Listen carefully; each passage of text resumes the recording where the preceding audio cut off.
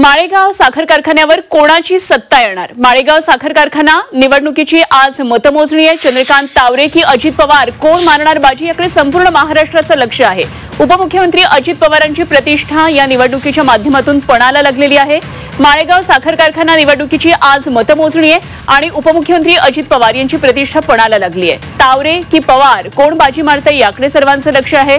बारामती तालुक्यातल्या माळेगाव सहकारी साखर कारखान्यासाठी ही निवडणूक रविवारी झाली आणि आज सकाळी आता 9 वाजल्यापासून शहरातल्या प्रशासकीय भवनामध्ये मतमोजणीला सुरुवात झाली आहे। उपमुख्यमंत्री अजित पवार, कारखान्याचे माजी अध्यक्ष चंद्रराव तावरे यांच्यामध्ये प्रमुख लढत आहे आणि उपमुख्यमंत्री अजित पवार यांची प्रतिष्ठा पणाला लागलेल्या या निवडणुकीमध्ये कोणाला पसंती मिळते हे आज काही वेळामध्ये स्पष्ट होईल।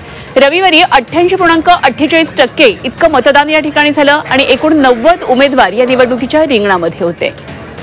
तर या संदर्भातला आढावा घेतलेला आहे आमचे प्रतिनिधी जावेद मुलाणी यांनी।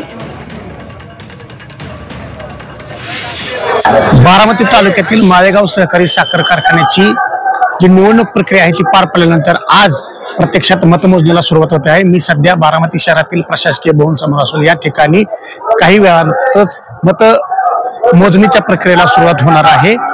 एकूण 90 उमेदवार होते आणि त्यासाठीची जी ही प्रक्रिया आहे ती आता पूर्ण होणार आहे।